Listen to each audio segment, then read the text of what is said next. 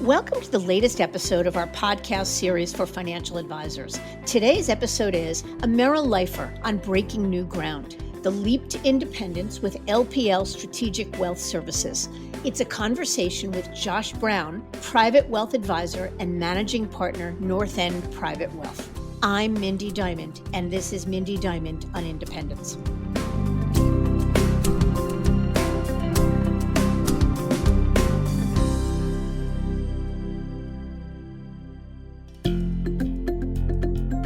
This podcast is available on our website, diamond-consultants.com, as well as Apple Podcasts and other major podcast platforms. If you are not already a subscriber and want to be notified of new show releases, please subscribe right on your favorite podcast platform or on the episode page on our website. For Apple Podcast users, I'd be grateful if you'd give the show a review. Your input helps us to make the series better and alerts other advisors like you who may find the content to be relevant. And while you're at it, if you know others who are considering change or are simply looking to learn more about the industry landscape, please feel free to share this episode or the series widely. Just over 2 decades ago, Josh Brown had transitioned from working as a mechanical engineer at a textile mill to the Merrill Lynch training program. It was a bit of a leap, but this self-proclaimed nerd with an analytical mindset proved to be a cold-calling cowboy, as he puts it, building a business from zero to $650 million at Merrill. Yet it was Merrill's entrepreneurial spirit, the thundering herd mentality, that Josh felt drove him and his friend and partner, Scott Thompson's success. That is, until Bank of America came along and over time changed things. And it became super apparent when a team member with nearly 4 decades at Merrill came to Josh and said, "You got to get us out of here." Their due diligence led them to consider independence, but the idea of extra scaffolding and support was really appealing. And with a landscape that provides more optionality than ever before, LPL Strategic Wealth Services became the standout. So in April of 2021, Josh and his team left Merrill to launch Northend Private Wealth on LPL's nascent channel. As one of the first teams to join the platform, Josh provides a unique perspective to why he chose this option over all others and the real value LPL brings to the table and how they help him be a better business owner. Josh discusses the transition process and provides advice to other advisors who are preparing for a move. Plus, this Merrill veteran, a nationally ranked Barron's and Forbes advisor, shares the key factors that motivated him to consider exploring options for his team and shares candidly what changed at the firm and how it impacted their business and much more. It's part 1 of a 2-part series hosted by Lewis Diamond that dives into supported independence and specifically LPL Strategic Wealth Services, with this episode sharing the perspective from an advisor who recently joined the platform. So let's get to it.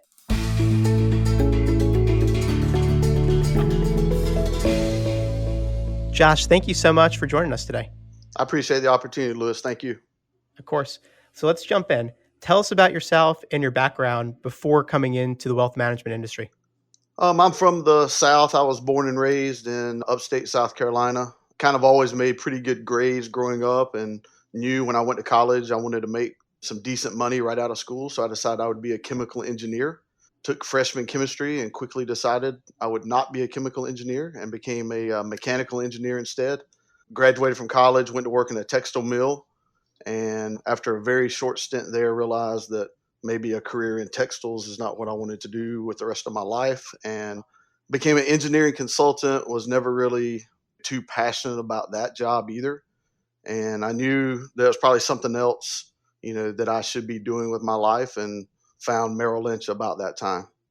Very interesting how you get started. And what drove you into Merrill then? Big jump from engineering into wealth management. I always enjoyed investing. When I was probably 15 years old, my dad made me join an investment club with him.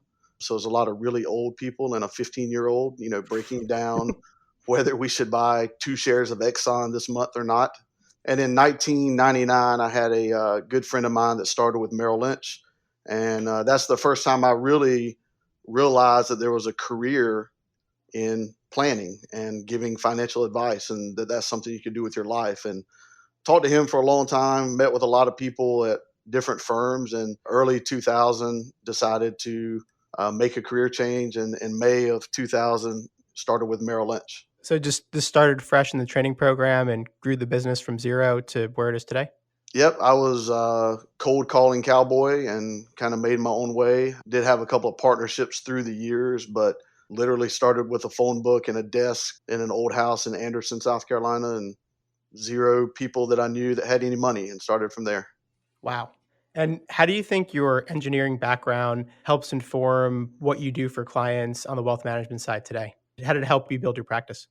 I would say if you think about an engineer, I'm probably your prototypical engineer: analytical, detailed, focused, organized. My wife would say that I build a spreadsheet to go to the grocery store. So that's probably exaggerating, but that's not far off. So I think that translates pretty well into our job. I think on our team, we don't let things slip through the cracks. We're very detailed, we're very process oriented.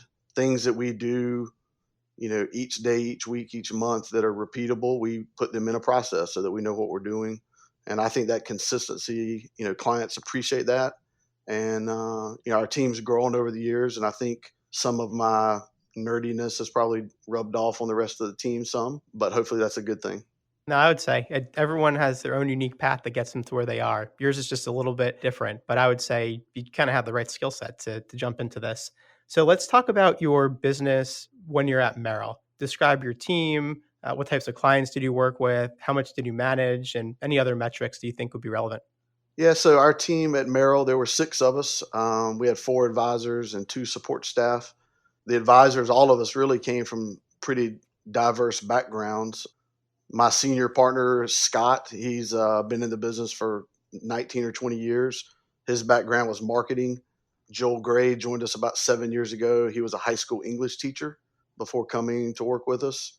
And then Jake joined us in 2018. He was an attorney. So we all kind of have different backgrounds that we've put together into this group. We were managing around 650 million in assets at Merrill, probably somewhere around 400 clients if I had to guess. Doing about 4 million in production was kind of our number at the time. And our clients were, I would say, a lot like our families that we all grew up in, a lot of blue collar manufacturing jobs around here. So a lot of rollover business, definitely some business owners. And, we have some publicly traded companies. So we do have some executive business there. But the bread and butter for us has been that 750,000 to $2 million rollover type client that knows they need advice, and thankfully they need it from us. Hopefully, that's the plan. I love it. So a couple of things to dive into a little bit more there. So first, I mean, the backgrounds of the team is very interesting. You have former engineer, high school English teacher, and an attorney. It sounds like the beginning of a joke. But I know too that you, Joel, and Scott are pretty much best friends outside of work and were friends for a very long time. Any words of advice for working with close friends and how to navigate that? Yeah, it's pretty unique. So Scott and I started at Merrill Lynch within about a week of each other back in 2000. And we kind of struggled together through the beginning of our careers. And so it's natural that we became, really good friends.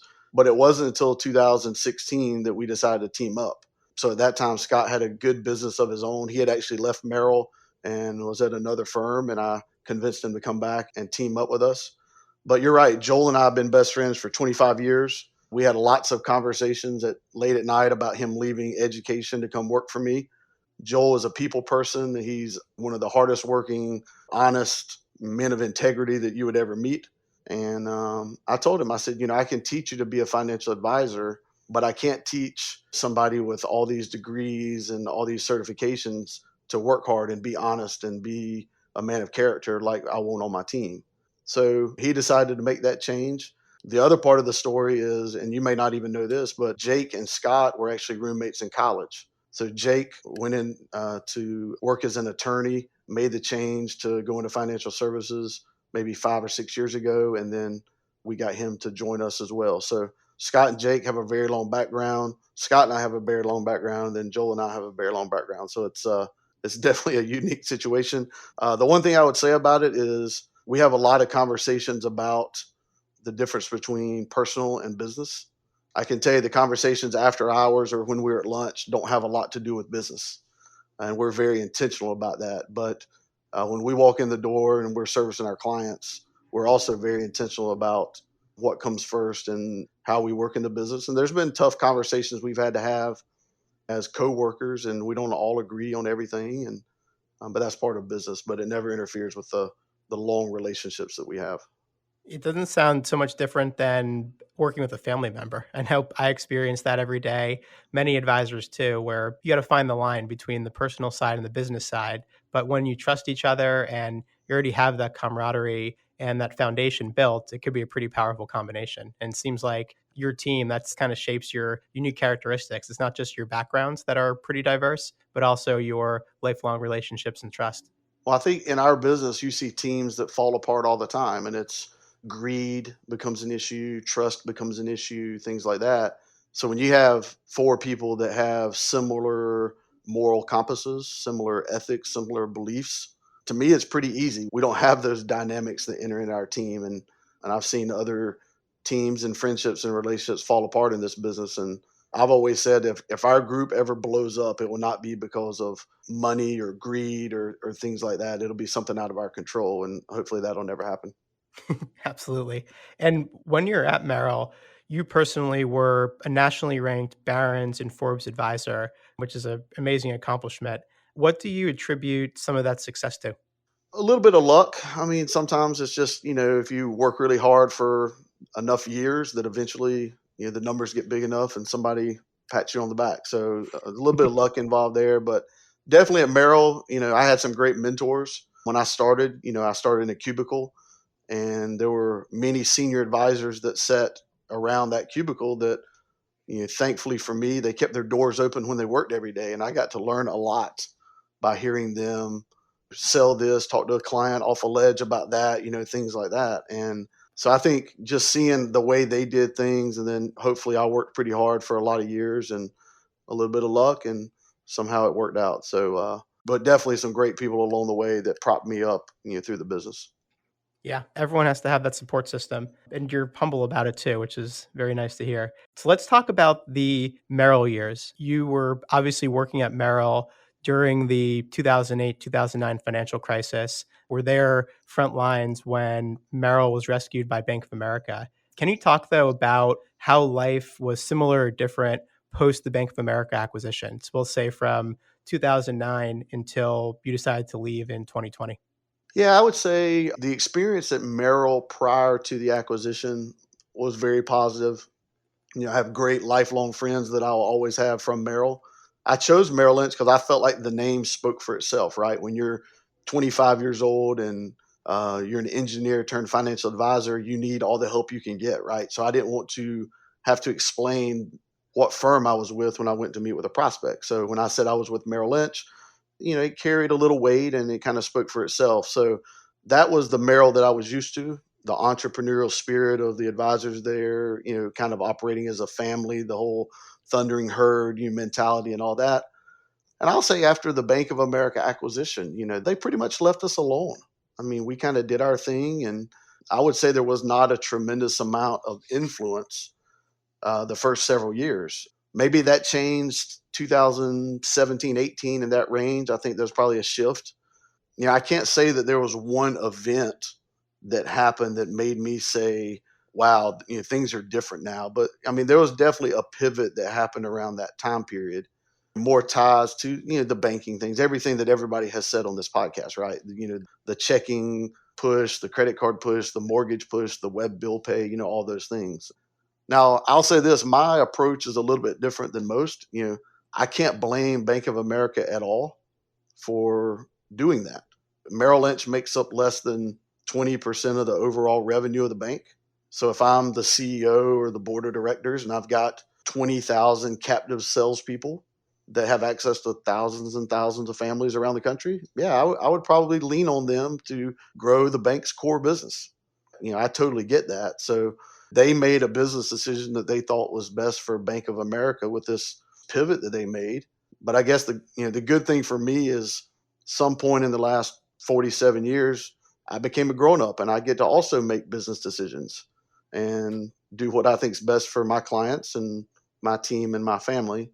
That's when, we kind of started looking around a little bit, and you and I met and all that good stuff. Yeah, we talk all the time about the concept of incongruence. And I think you're right that you can't fault from a business standpoint the direction that Bank of America is taking Merrill Lynch. I mean, clearly the proof's in the pudding and the profits in the growth, but it doesn't mean that you as an advisor who has his own clients, who's really built his own business, has to go along for the ride. And it's when you believe that you can no longer serve clients to the best of your ability, or the organization that you're employed by is getting in the way of you doing your very best work for clients, that advisors start to take action. So if we can go just one level deeper on what we're talking about with Merrill, what were some tangible things that either you couldn't do for clients, or where you said it wasn't one event, but what was something that kind of sticks out as a defining moment or representative example of this realization you had that you're no longer in the best possible spot?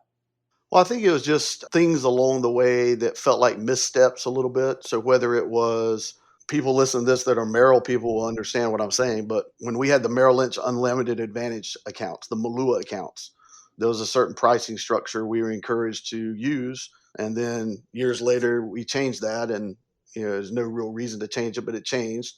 That was an impact to all of us. Decisions that were made about low price securities, then decisions were reversed. Decisions about the first 3% of our compensation each month we don't get paid on, the growth grid. There are all these little chinks in the armor that made you not really question the reason they would do it, but just wonder if there's a better opportunity.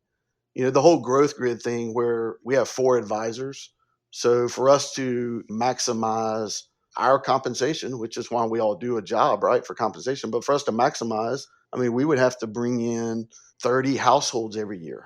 Well, if we do that for 3 or 4 years, guess what? We have to hire another advisor to service those, or water down our service model. And if you hire another advisor, you really no net gain for you when you do that. I was much more comfortable bringing in one $10 million relationship than 25, $250,000 relationships, because I didn't feel like that would impact our service model to our existing book as much. So it was just kind of all those things that really made you start to question, like, is there a better way to do this?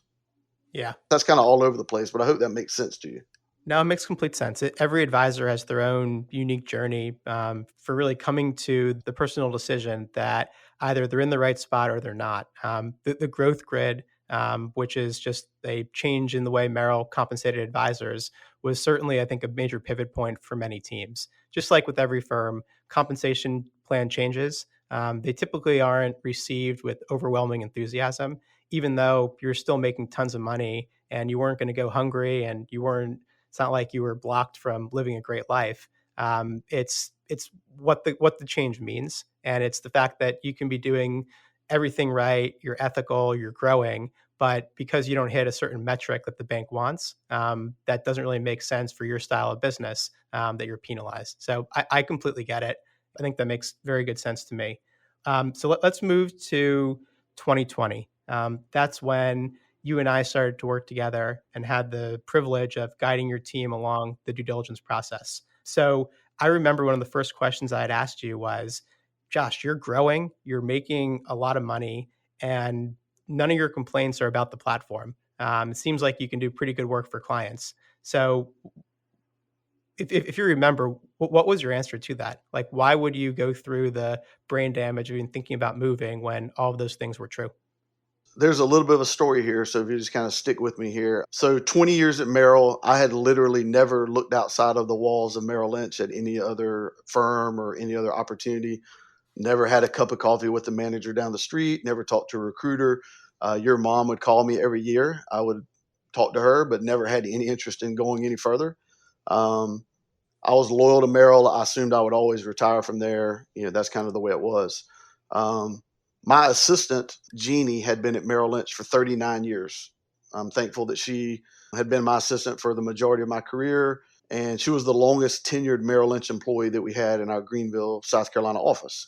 So sometime early 2000, we're having a team meeting, and there's some issue from the bank side that we're all kind of belly aching about a little bit. And Jeannie looks at me and says, "You've got to get us out of here." And I remember thinking to myself, man, if Jeannie is saying that, Jeannie's been at Merrill Lynch as the only job from the time she graduated from college, 39 years at Merrill, and she's saying, "You've got to get us out of here." So after the meeting, I talked to her and I said, "What do you mean by that?" And she said, "I told everybody I would never leave Merrill Lynch, but I feel like Merrill Lynch left us years ago. I'm willing to leave Bank of America if there's a better opportunity." That really kind of hit me pretty hard. There was a running joke that I had in our office that when I would bring in a new client, I would introduce them around and I would introduce them to Jeannie. And I would say, "This is Jeannie. She's been at Merrill Lynch since the beginning, 39 years. If you ever hear that Jeannie leaves Merrill Lynch, you should take your money and go somewhere else because something's gone bad wrong." That's what I used to tell prospects and clients. And now to see this actually playing out in front of me, it was very eye opening. So I talked to the other partners and I said, "Look, if you guys will give me 6 months to do some due diligence, I'll come back to you and I'll tell you one of two things. Either Merrill Lynch is the best option there is, we should stay put, we should stop complaining, we should grow in spite of any headwinds that we have, and we will all have great careers. Or there's a better mousetrap and we should consider doing something different." And so it's about that time that I started doing the research, started listening to this podcast and others. And I really decided that I needed some help, reached out to you guys, and you and I connected, and it kind of goes from there.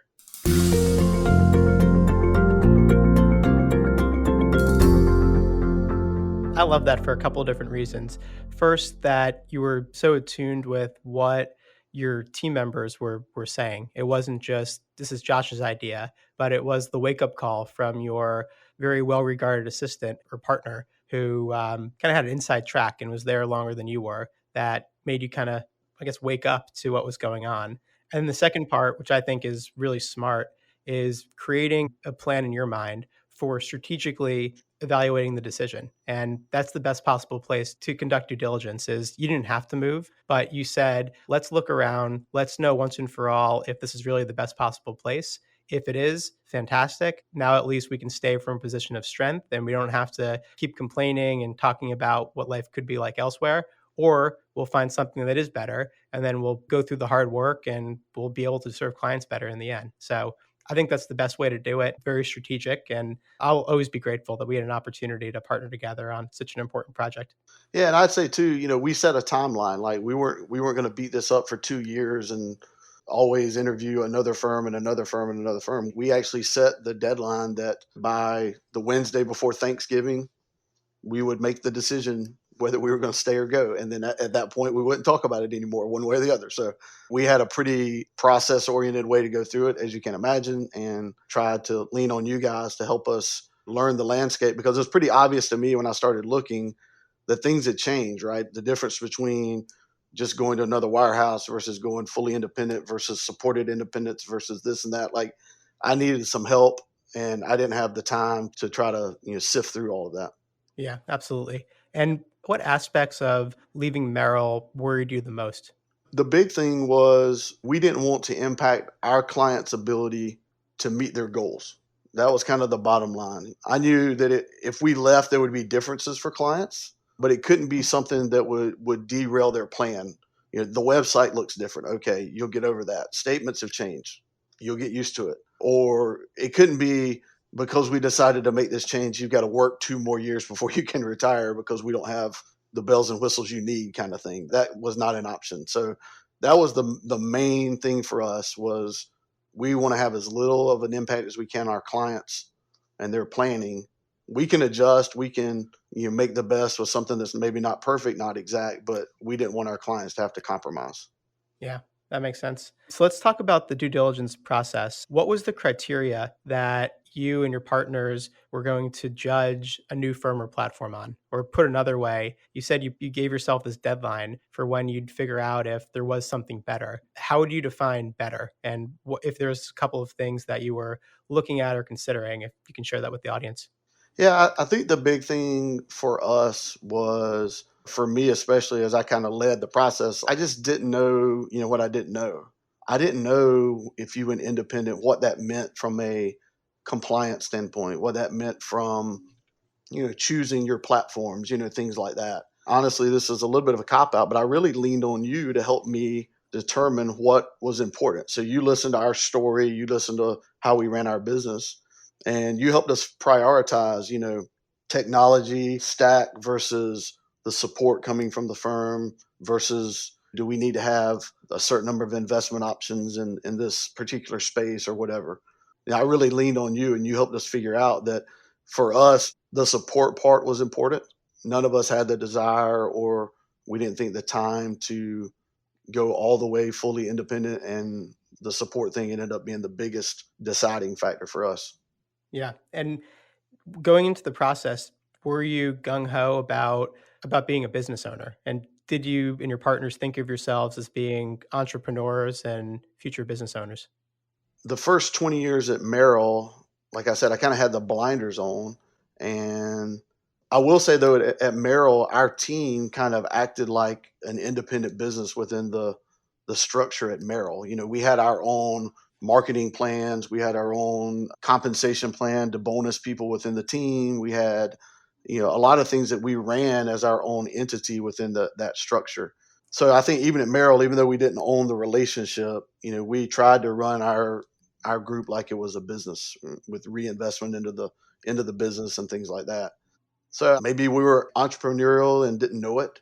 And maybe we had thought about ourselves as being kind of an independent group within Merrill, but just really had never crystallized that idea in our head. I will tell you this, I like the idea of independence and being an entrepreneur. That was something I had interest in my whole life. When I've been given the opportunity to bet on myself, I always have. And a lot of times that worked out for me. There's a few times maybe in high school I picked a fight or two that I shouldn't have where I bet on myself and it didn't work out. But in general, I'm always willing to bet on myself and accept the consequences one way or the other. That's kind of how I saw leaving Merrill. It's just, we can do this. This is something we can do. We're capable of doing it.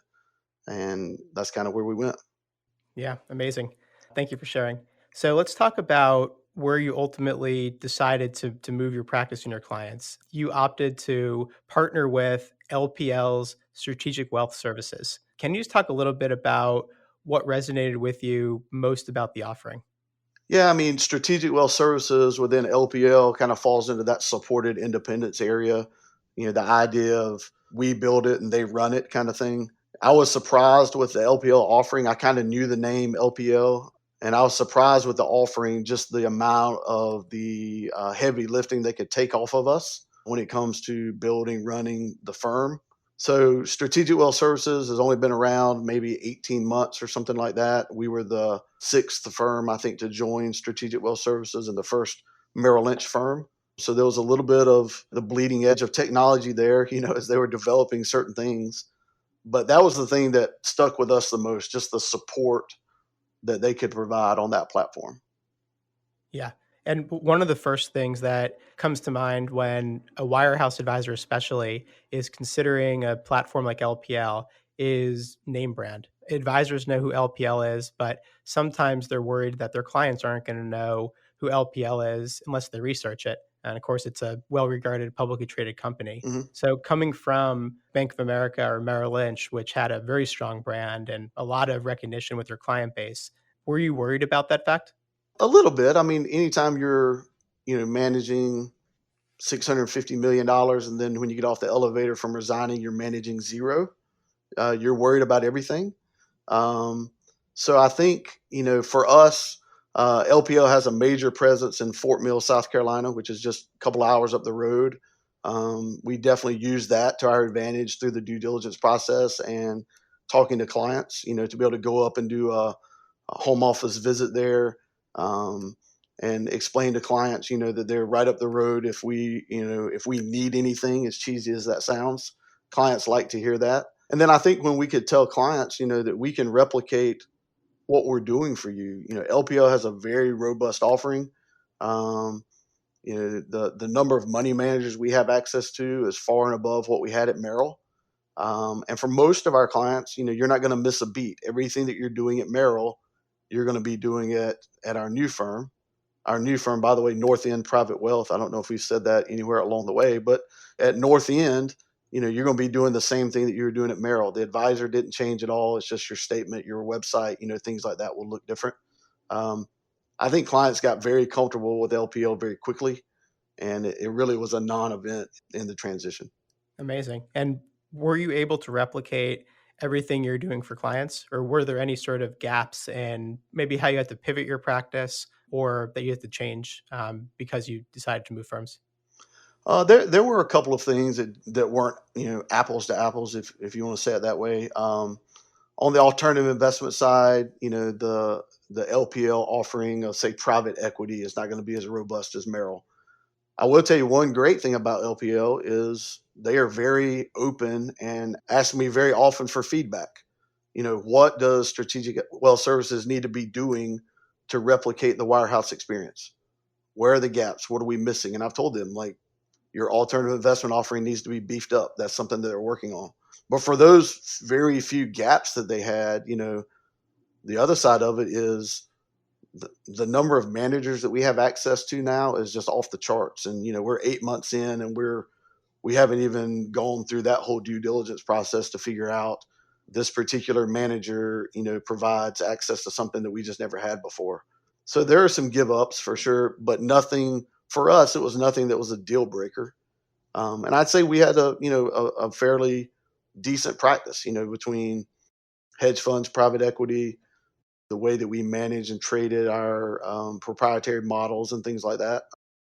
It wasn't just buying C share mutual funds by any means, and I don't feel like we had any real gaps when we moved over to LPL. Right. Yeah. There's never going to be a perfect move. There's always some sort of shift or change. And the calculus is the overall going to be better for clients? It sounds like you check that box. Well, that's the Um, thing that you guys say, right? Is it better enough? It's got to be better for everybody, but is it better enough to make the move? And is it not going to hurt clients' ability to achieve their goals? And I think we could check all those boxes for sure. Amazing. Let's talk a little bit about the specific scope of services that LPL Strategic Wealth Services provided your team.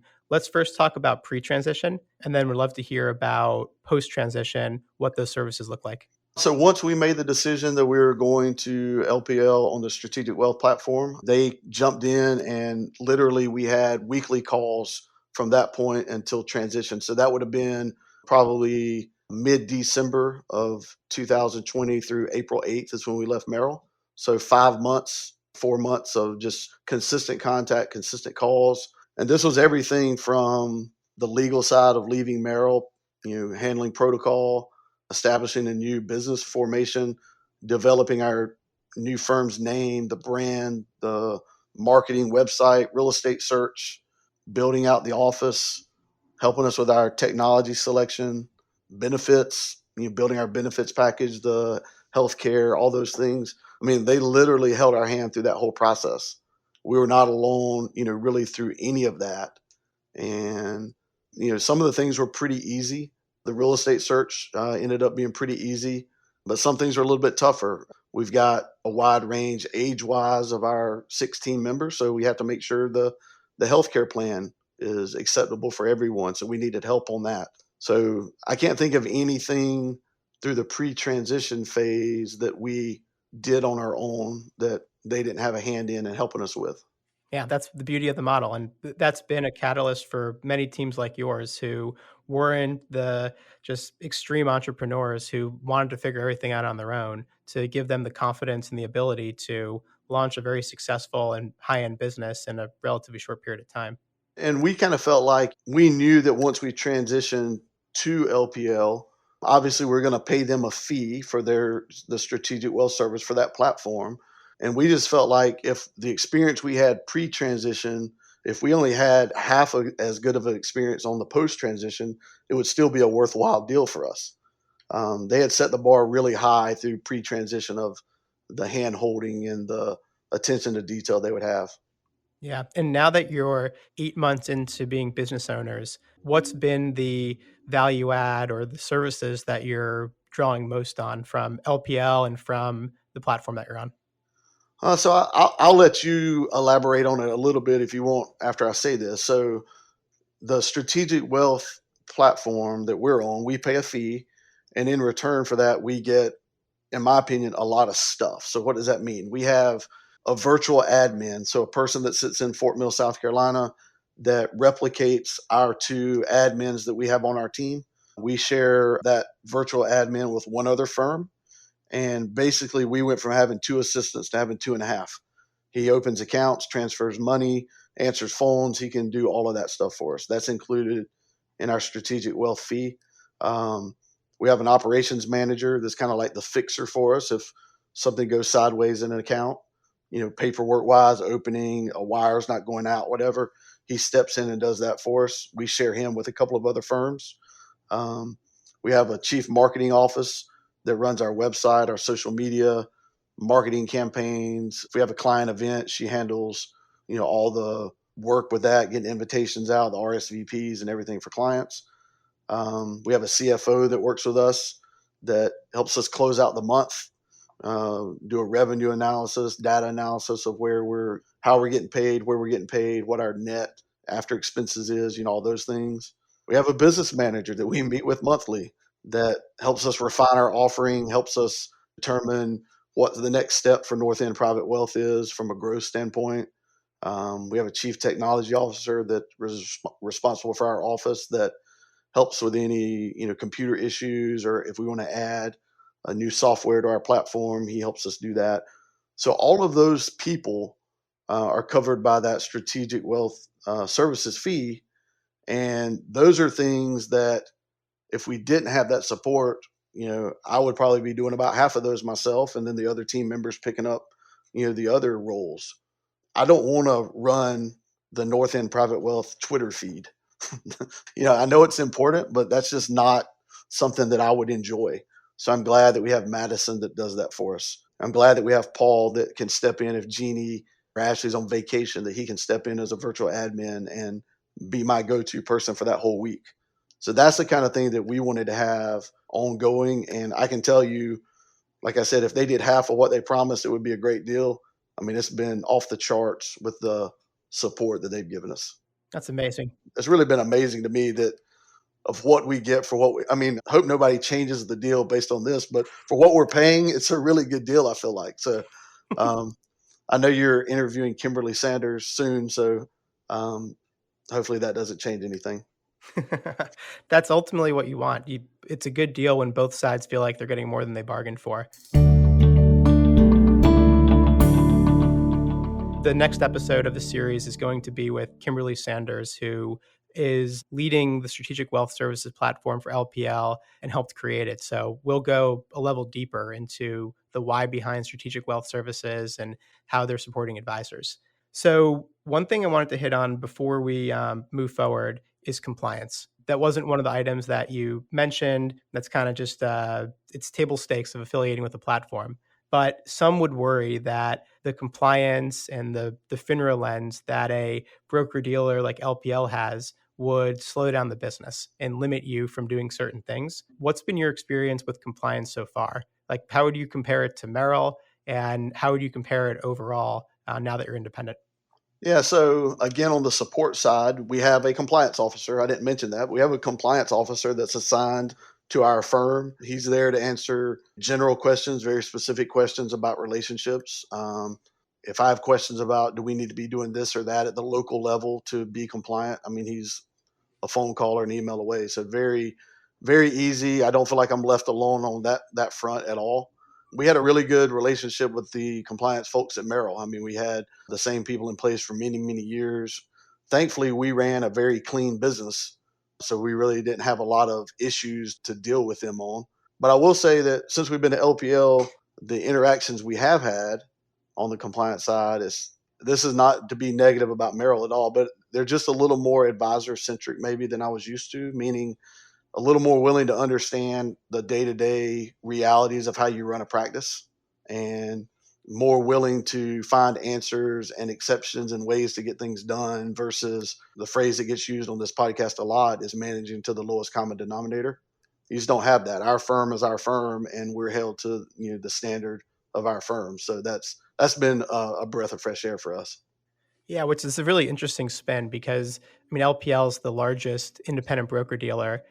So some people would worry about that lowest common denominator aspect, but the mentality it seems like is it's they manage each practice individually, and because you have a very high standard for your ethics, the type of business you do, and because you have that relationship with compliance, even though it's a large firm, you're treated like you're one of one. That's right. Definitely, the interactions with compliance are one to one, and um, again, it's just been refreshing. That's an area that I worried about, honestly. Just what's it going to look like? Are we jumping from the frying pan into the fryer? And it's not been like that at all. It's been a breath of fresh air. Perfect. So let's talk about the transition. Now you're 8 months into being a business owner, having launched Northend in April of 2021. What did the pitch sound like to clients when you moved? And just how did the transition go overall? Our approach was pretty simple and straightforward to clients. We just kind of told them we wanted to control our own destiny and kind of go back to the focus of day to day financial planning and wealth management, and really do our best we can to strip out the noise that could possibly come from the bank or other areas of the business. By taking the ownership, you kind of go back to our roots of financial planning and customize the client experience based on what we feel like is the direction our firm needs to take versus being, a bank centered, kind of firm. And I'd say it really didn't take much more than that. It's kind of that rubber meets the road moment where you have to figure out, are these clients Merrill Lynch clients or are they Josh Brown clients? And I'm thankful to say that, for our team, it's been amazing. I think through 8 months, we're over somewhere close to 95% of our assets have transitioned. Congratulations. No, thank you. We had a little bit of market growth and we brought in some new clients. So we're actually within, I think, 1 or 2% of the asset number we had at Merrill. Annualized production, we're back to where we were at Merrill. So, I mean, it was hard. So don't let anybody tell you it wasn't hard. It was hard. But, 8 months in, you kind of have seen the light at the end of the tunnel, and we're kind of getting closer to business as usual. So it's been really good. Yeah, it's been refreshing, and the amount of support we got from clients has been off the charts. So no regrets at this point.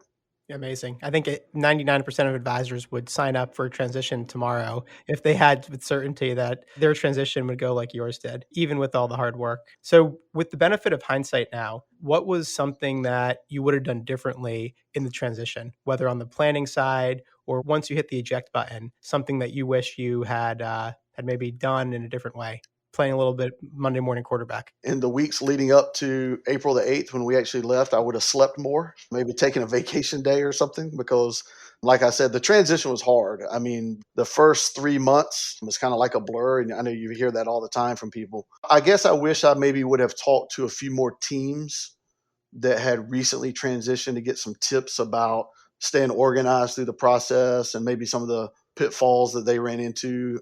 I know there's plenty of people out there that have made the move to independence that would be willing to share their story and have us had to learn from them.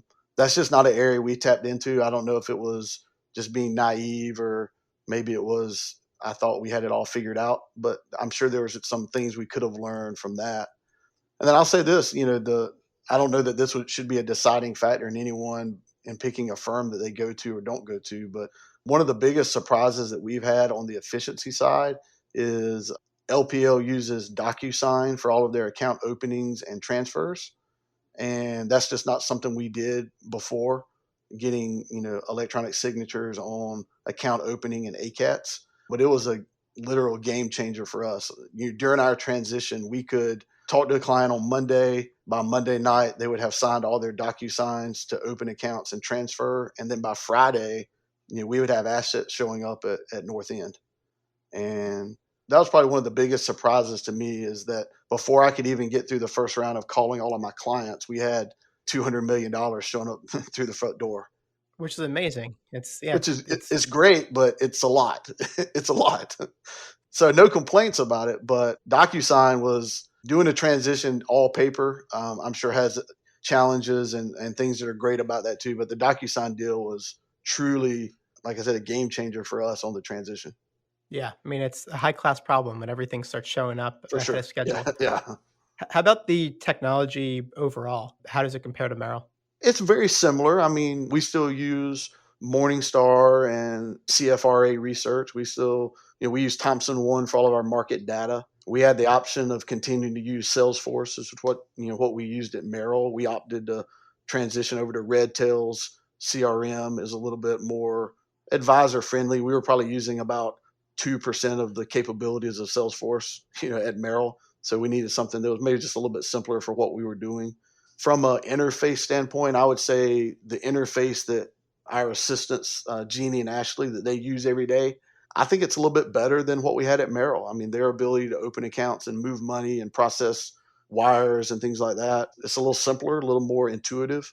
Advisor side, it's a little bit different. It's something we're getting used to. But in the morning, I open up my portal to use ClientWorks to access all of my client information, and then I open up another window for Redtail, and I open up another window for Thompson One. So I have three different things going. Where at Merrill, you would log in and kind of everything would be there. So it's definitely been pieced together, but I think it gives us the opportunity to piece together the things that we want and not pay for, and not have the things that we don't want. Yeah, that makes sense. Thanks for sharing. How has your lifestyle changed since going independent? I know it hasn't been that long. Transition was a major part of it, but now that you're kind of through it, how has lifestyle changed for you and your team members? I would say we worked a ton more over the first few months, obviously. Now it's kind of gotten back to more business as usual. Our hours are kind of back to normal, back to a routine. I guess the one thing I'd say without really any hesitation is, and I'd say this for all six of us on the team, the work is more satisfying. I guess it's just the feeling that literally everything I do every day is for my clients, me, my team, my family. And that's refreshing. There's not wasted time or frivolous work to check a box that's just, time wasted into a black hole. I don't mind working hard. I've never minded working hard, but you want to make sure that that work is going, to the right place. That's been refreshing to me. I'll add one more thing about how kind of independence changes your way of thinking. My partner Joel and I were talking recently, and he mentioned that he liked the idea that he knows where every dime of our money is being spent. So, meaning we know what we pay for strategic wealth services, we know what we pay for our rent, internet benefits, all those things, and we can control those. And he said something to the effect of, it sure beats the days where we would give up more than 50% of our compensation to somebody that knew what was best for us. And it's like, yeah, that makes a lot of sense. So we're back to kind of business as usual, and it's a whole new world, but it's exciting. Yeah, that's a two, I think, very interesting pieces of perspective and how to think about being independent. So I get two more questions before we wrap up here, if you don't mind. The first is there anything that you miss from your wirehouse days that either is not as good as it on the independent side, or something you just miss from being part of the Thundering Herd? Just the interactions of the office, maybe. We had a fairly large office with maybe 30 financial advisors. So there's a lot of seasoned veterans in our office. So there's a lot of idea sharing and investment sharing. So I miss that. I think as an independent, you have to be a little bit careful that there's not group thinking and everyone thinking alike. I think it's pretty easy to turn, your office. Like for us, there's four advisors. It'd be pretty easy for us to turn into just a big echo chamber of like-minded and, potentially wrong ideas, right? So thankfully in our office, we got some strong personalities and some free thinkers, and we challenge each other on ideas when we're not aligned. But I miss that a little bit. I miss maybe some of the competition. So in our office years ago, our manager would post like daily, monthly, and year to date production numbers in the break room. And, as a young guy in the industry, I thought that was pretty good motivation. I'd look and see who was next in line, who I could pick off from a production standpoint. So I think, again, if you go independent, you have to realize you're competing against yourselves and set your goals. And I think we have the discipline in our group to kind of create our own championships that we want to win. So we can do that. But I'll miss that a little bit. I'll miss the guys at Merrill, but I'll be lifelong friends with those guys, and we still eat lunch and hang out and play golf and all that. But I'll miss that some. So I lied. I actually have two questions. Okay. One I just thought of because it's something that you mentioned earlier, but I would be remiss not to mention that mergers and acquisitions and recruiting like-minded advisors to Northend was part of your strategy, something you're interested in. So for anyone listening or just in general, what's the pitch sound like? Why would someone want to join Northend, and what would someone be able to accomplish if they were part of your group? Well, I think if you have the idea that you want to go independent and you have the opportunity to bolt on to, in particular, a strategic wealth services team like Northend or somebody like us, I think it would be a no brainer to talk to those people. You know, if you align with them morally and ethically and investment, whatever, if you align on all those things, why not go to a place where the path has already been cleared?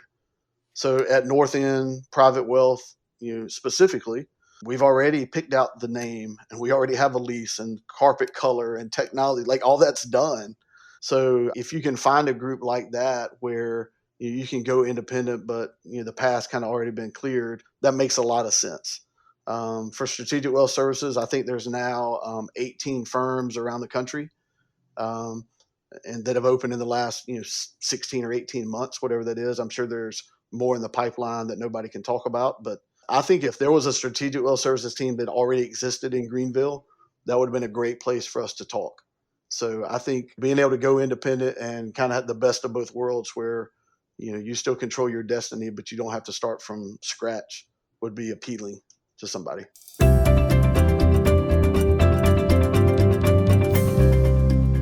Final question. The team member you mentioned who was the 39-year veteran of Merrill, the one who was really the wake-up call for you to poke her head out to begin with, would you say that she's happier now? And does she think it was the right move? I actually asked her that yesterday, but prior to us having this talk today. I said, any regrets? Would you go back? She said, not in a million years. She would not go back. It was hard for all of us. I mean, 20 years at a firm for me. She had been there 39 years. I mean, it's very emotional. And you don't realize that, when you're going through the due diligence and you're looking at dollars and cents and basis points and all that. But when it comes time to actually resigning and starting over, I mean, it's very emotional. But I can tell you, just like everybody does on this podcast and in articles that you read, I wish we had done it sooner. I legitimately do. And I think if you ask Jeannie, she would say the same thing. I heard her tell a client on the phone, it just wasn't worth holding out for another year to get the gold watch. It was time for us to do something different. So, great wrap up. Josh, thank you so much for sharing your wisdom and your story. And I feel smarter and more informed after listening to this. And hopefully all of our listeners feel the same. So thanks again for coming today. Yes, sir. I appreciate it.